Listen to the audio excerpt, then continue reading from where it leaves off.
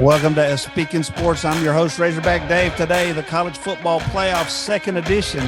Some big games coming up in the SEC tonight, and a look at what's coming in the basketball season. Hang out with us. Got B-Ray from the Common Fan. Here we go.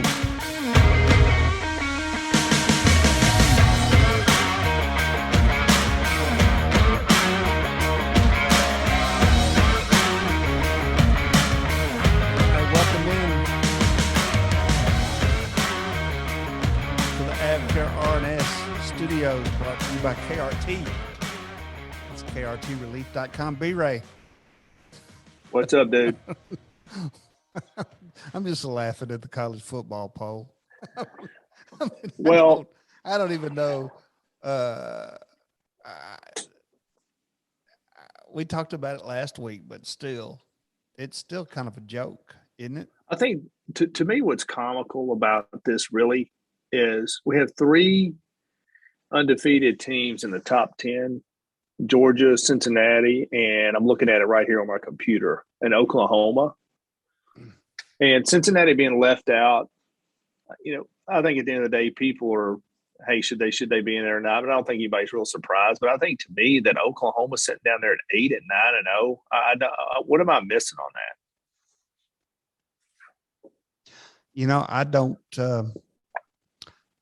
I don't have an explanation. It's funny to me how you can't take the argument that they use to keep Cincinnati out and apply it to anyone to keep them in. In other words, if you take anything you would say about Cincinnati, okay, so where they struggled against Tulsa last week. Well, Ohio State and Oregon both struggled last week. Why didn't they move down? Why do they get to move up?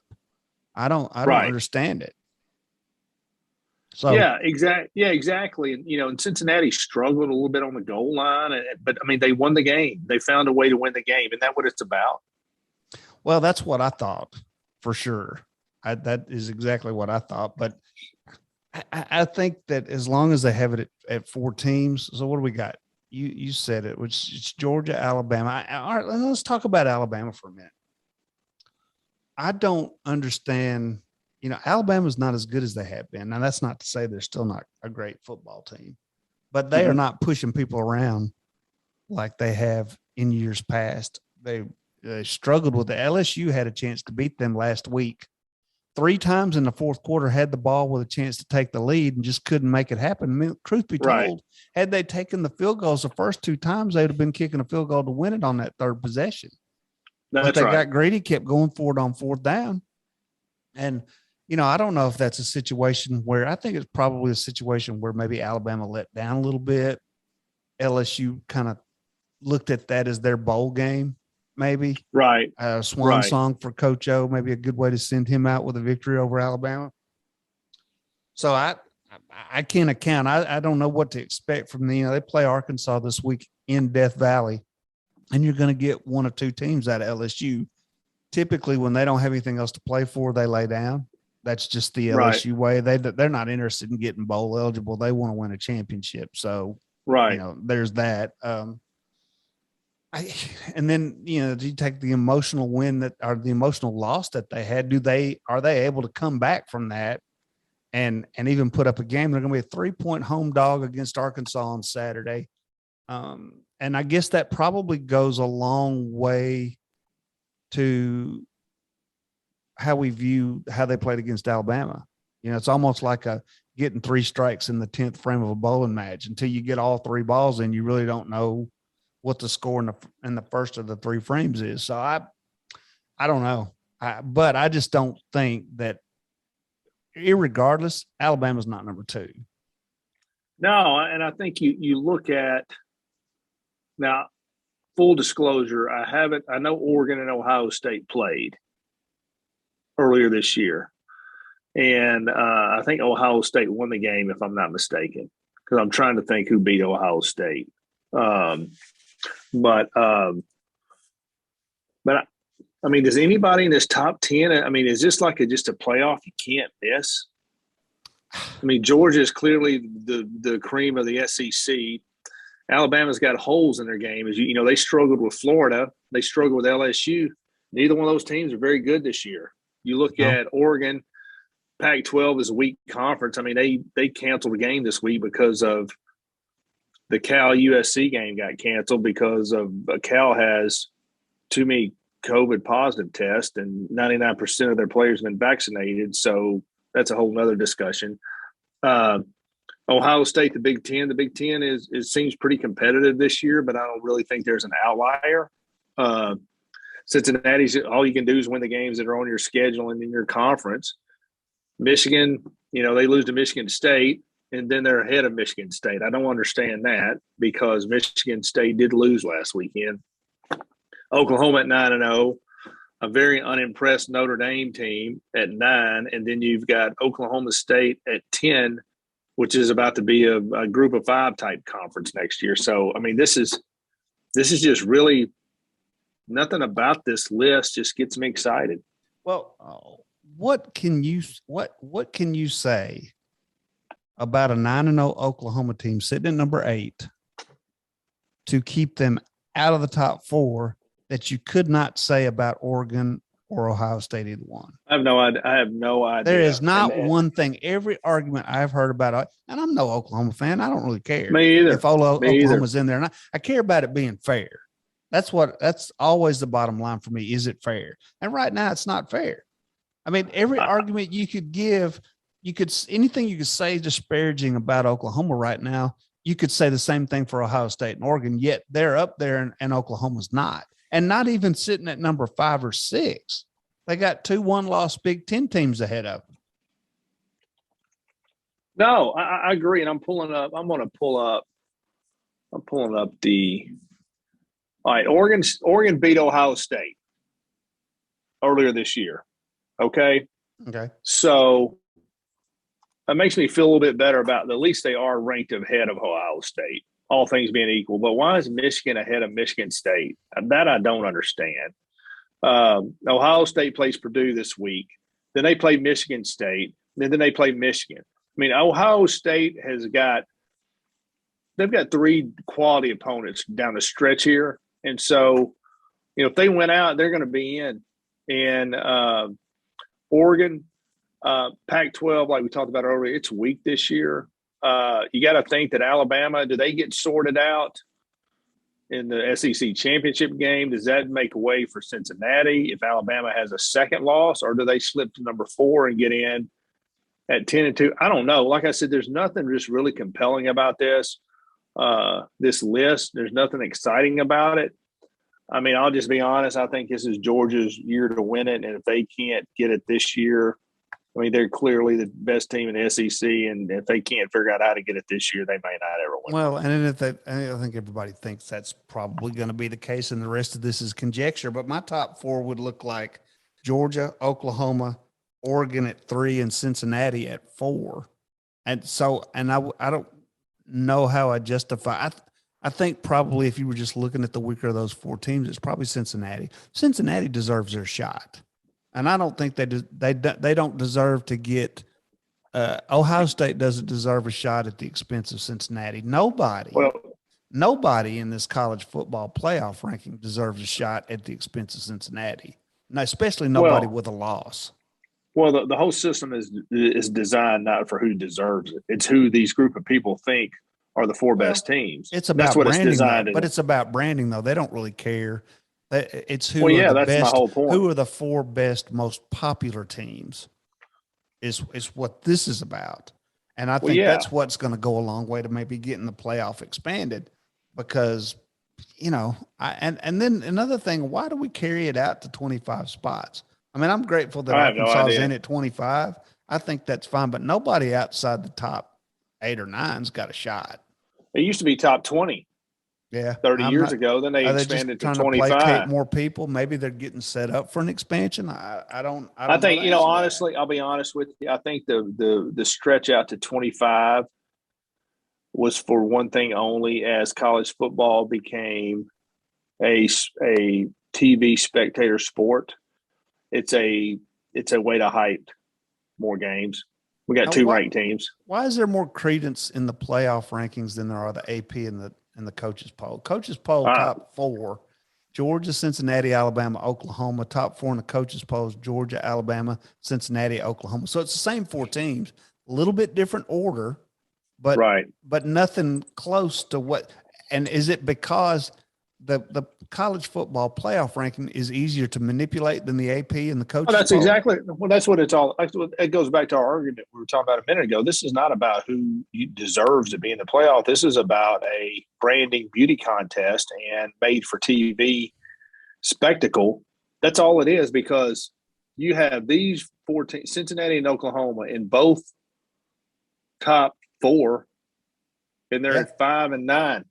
That's so just, you're basically saying these polls don't mean anything by people that actually watch the game and coach the game, but the poll by athletic directors who were removed from the game and some civilians and old coaches who've been fired carries more weight than the people that are actually involved in the game on a weekly basis. It makes no sense. But it never has.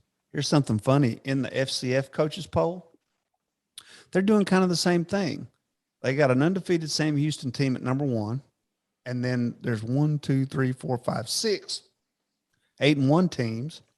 Mm-hmm. But then there's 2 7-2 teams, 3 7-2 teams, 4 7-2 teams, and a 6-3 team ahead of some other teams that just have 1 loss.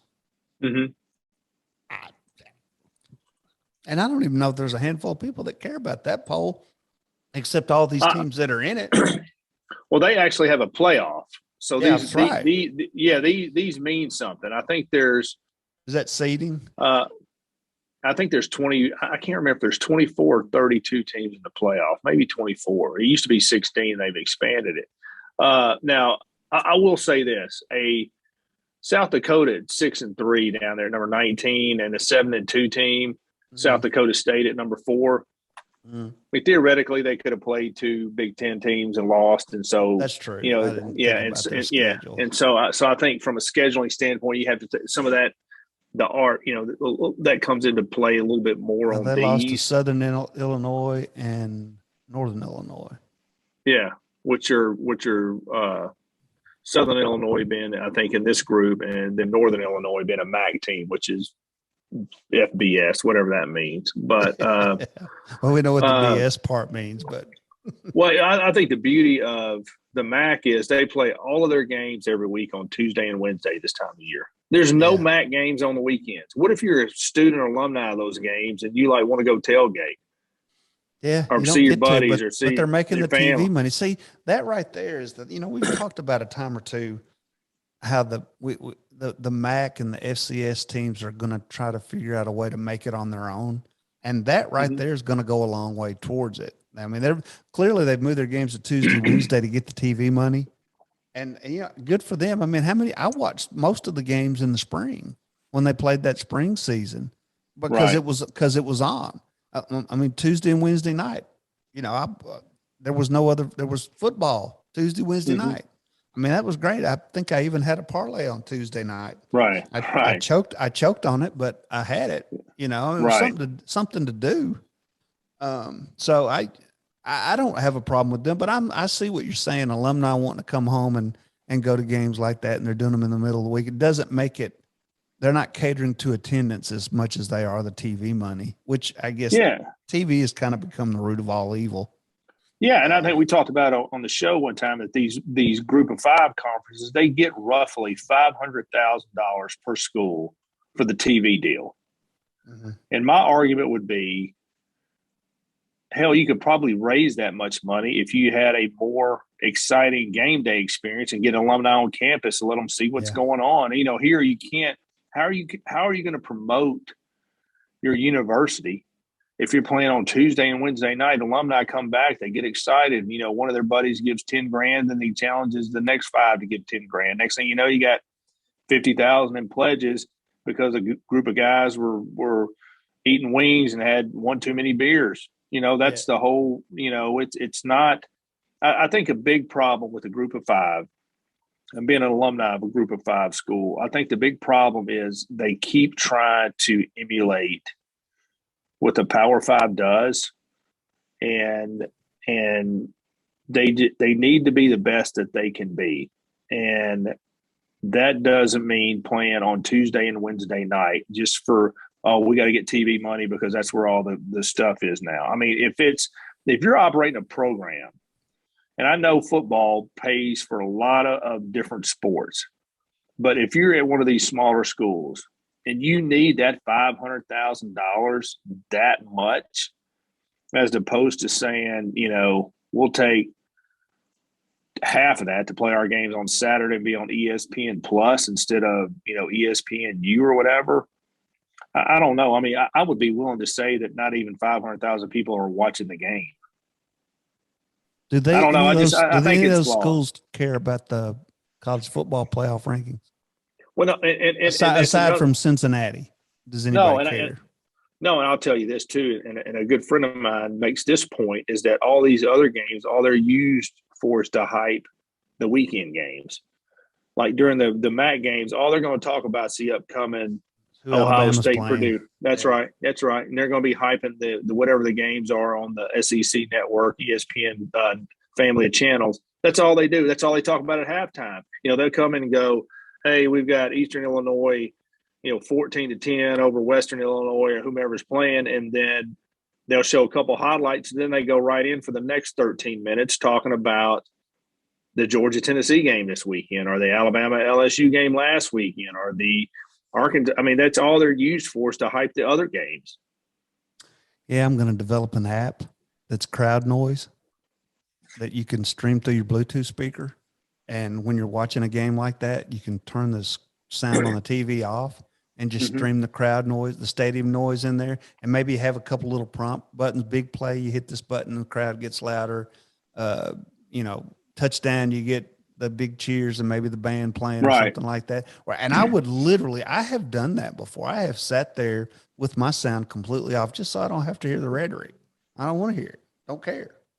Yeah, and I think, back in the old days, I say back in the old days, people would listen to the radio feed and turn the volume down on the television because they like their Homer. Yeah. Better. And you can't do that anymore because it's on the delay. That's right. Now, I did find out I was able to pause. If there is a way that you can, like, at least for the Arkansas games, if you don't close the app, in other words, if you don't lock your phone, you can pause the radio broadcast and then unpause it. You can sync it up like that, but you can't lock the phone. As long as you keep the phone unlocked, it'll track your pauses. But once you lock the phone, it undoes that. So I figured out that you can actually do that. Right. And then somebody has a software out there. They're trying to come up with a service that'll do that. I don't think it's going to work because it's got to work in reverse. You're trying to sync. If you're trying to sync a live radio broadcast is easy. Well, no, it's impossible because you can't pause a live radio broadcast. You can pause like an app radio broadcast, and then if you got a streaming TV, now if you got like just network television cable, it's pretty fast. But there's like I don't know what 18, 20 second delay on if you've got a streaming service for how you watch your game, so you can't do that. Yeah. There's a way around it. There's always a way around it, but I make my own crowd noise. I have said some bad words at the television on occasion. I think we all have. Anyway, there's some big ball games coming up this weekend. We're going to take a quick break, come back and talk about them. You're listening to Speaking Sports, episode 12. Now this word from KRT.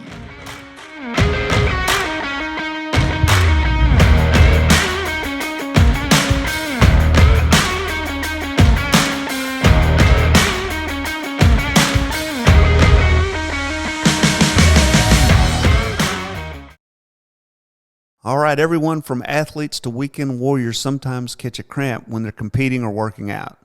When you need relief fast, you want to reach for KRT Relief Cream. Just rub a little where it hurts, and KRT's patented technology works quickly to calm the nerves that are causing the cramps. KRT comes in cream or gel and works great for everyone. So go to krtrelief.com and enter promo code SNS20. That's SNS20 to receive 20% off your first KRT order. That's www.krtrelief.com.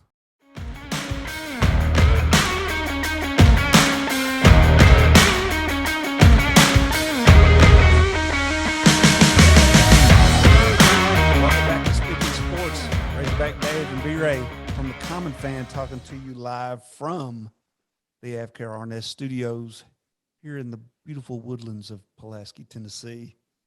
Used to be the beautiful woodlands of Garden. B-Ray, did you ever hear that on Arkansas radio, the beautiful woodlands of Garden, Arkansas? Yeah, oh yeah. I think there's a rehab facility down there. Anyway, we're talking about, so there's a couple of big, I think Georgia, Tennessee could be a trap game for Georgia. Only because, and the only reason I say that is because if LSU is capable of coming out and playing Alabama like they did last week, the same thing is absolutely possible, Georgia versus UT. And I'm not sure that UT is not in a better place right now than LSU, at least headspace. I was going to look and see what the line is on that game. It's 20. Tennessee's getting 20. I would hammer that, especially it's in Knoxville. I think Georgia barely gets out of that one. I think they get tested right here. I don't think I don't know if they lose it. I think they get tested right here. I think Georgia is at this point in the season, it's them against them. And their last two games are Charleston Southern and Georgia Tech. And so they're going to be heavily favored in both of those games. And the fear here is, does Georgia let down? I mean, Tennessee is I think they're better than a lot of people thought they would be with a big win over Kentucky. So it should keep Georgia's interest. But Tennessee can't stop anybody. And, they had the ball last week for, I think, 16 minutes in the whole game. And ended up scoring 48 points somehow, which is remarkable in itself. Their offense moves a little bit too fast, I think, for this game. And I just don't think their defense can hang in there like they did against Kentucky, because the beautiful thing about Kentucky is that with Stoops as a head coach, it's kind of like Obama said about Brandon, is don't underestimate Stoops' ability to screw something up. And he got the late unsportsmanlike, which tells you that he's really what's going on in the game is affecting him too much. A couple of years ago, he had 10 players on the field twice against Florida, blew the game against Florida. So, I think with Tennessee, they got a break last week that Stoops was on the other sideline, but this week not so much. Georgia's got too many horses, and this is a 17-10 game at halftime, Georgia, but I think you're looking at a 47-17 or 47-20 or something like that. I think Georgia. So you don't even think Tennessee can cover that 20? I think they can. I think you're better off betting Tennessee in the first half and not for the game. Yeah, well, that makes some sense. Yeah. So big game in the Big 12. Oklahoma is at Baylor. This could be a test for Oklahoma. Baylor's good. Baylor's real good. I'm not sure how they lost the two games they lost, but they can play. Baylor's 7-2, and what I like a lot about Baylor is that their starting quarterback is from Earl, Arkansas, which is about 10 minutes from where we grew up. So that's I followed Baylor a little bit just for that fact alone. Real sharp kid, but he's a quality player. He reminds me a lot of KJ Jefferson. He's a big guy that can run and throw. And so they could give Oklahoma some challenges here, and what'll be interesting is if Oklahoma goes in there and wins big, do they move up in the poll? I think that's a big win over Baylor get them in the top four? That's what they got to be thinking about. The key to Oklahoma moving up is if somehow Purdue goes in and beats Ohio State. Probably so. Or if Ohio State lose one. I think at the point where they have to bring Ohio State on out, then you'll start to see, Cincinnati and Ohio both jump up there a little quicker. Maybe Ohio State could be had. Baylor's proven that they can beat people. Yeah, and you got to look at this too. They've got the Big Ten protected in the playoff. If you really look at it, Ohio State Oh, at yeah. 4, Michigan at 6, and Michigan State at 7. Well, Ohio State they all play each other. Michigan State's already beat Michigan, but Ohio State's got to play Michigan and Michigan State. So Is the anybody in that winner, bunch undefeated? no, they're all 8-1. And so Oh, okay. the winner of that, if Ohio State wins out, they're in. If Michigan State wins out, they're probably going to get back in. If Michigan wins and Ohio State beats Michigan State, Michigan's going to get in. So they've got it set up to where they're going to get a Big Ten team in because that's by design. So Oklahoma's going to have to basically be hoping that Bama loses to Georgia in the SEC championship, or maybe gets upset by Arkansas or Auburn, and that Oregon maybe has a slip up. Cincinnati, I just think they're out. I don't think there's any way they play their way in. Yeah. Okay, another big game in the SEC, A&M versus Ole Miss. That's going to be a 6:00 game in Oxford, in the Grove. That's A&M's actually getting 2.5 points on the road at Ole Miss. That's going to go a long way to deciding how good, who's number 2 in the West. Well, who's yeah, number 2 in the West, and you got to think about this: if A&M was to go in and beat Ole Miss, and Auburn was to beat Alabama, and Alabama lost to Auburn in the Iron Bowl, A&M's in the SEC championship game. Yeah, that's right. Yeah, and the winner of this game got a lot to play for right here. So does Ole Miss. The winner of this game. Well, but Ole Miss loses the head-to-head to Alabama. Yeah, but if Alabama loses. If Alabama loses to Auburn, Alabama loses to Auburn, they lose. Yeah, that's right. They lose the tiebreaker on head-to-head. To A&M. That's right. That's right. It'd still be Alabama in. Yeah, that's right. One of these two teams going to come out with 3 losses. This is elimination game for A&M or Ole Miss. Yeah, the loser leaves town on that one. The winner of this game is either in the SEC championship or the Sugar Bowl. Right. If A&M or Alabama. Yeah. And Ole Miss is probably headed to the Citrus Bowl. If they lose this game, they're 8-3, 9-3. They'll end up in the Citrus Bowl. They'll end up with a pretty decent bowl. But A&M's got a lot to play for. But I just, even though they are favored on the road at Oxford, I'm looking at the schedule here. It's just hard for me not to put Jimbo in that same class of coach as Stoops. Just don't underestimate his ability to screw something up. And I'm just not a fan of Jimbo Fisher. Hey, I think he's overpaid. I think that I could get 5-star players at Texas A&M because there's so many within. So if you had to pick between Jimbo and Winthrop, you'd take Winthrop. Oh, absolutely, I would. Yeah, and the only reason I would take Winthrop with equal talent is because I think Winthrop would do more to try to win the game, and I think Jimbo just tries to. He's more old school. Let's just try to wait it out and have a chance to win it at the end. The old Jeff Fisher philosophy for all you Titans fans. Fisher ball 2.0. Fisher ball. That's right. But I'm not a fan of Jimbo Fisher, and I can tell you right now, I look at the coaches in the SEC. Other than Coach O or Stoops, I'd probably take anybody else's coach. Yeah. Over that guy, and I would. Yeah. Last game. Well, actually, before we get to the last game, we'll talk about UT San Antonio. Old Jeff Traylor has gone into UTSA and railed off 9 wins in a row. Yeah. In a team that has only been around since 2011. Right. And he's gone in there with a vengeance in the way he recruits his players. Right. What he says to them, what the message is to get them to come play for him. He's got it going on right there. Going to rank number 23 in one of the polls, maybe both of them, I don't know, but 9-0, 5-0 in Conference USA. And I haven't seen him play, but I know Barry Lundy, former Arkansas interim head coach, followed Traylor to UTSA. He's their offensive coordinator down there.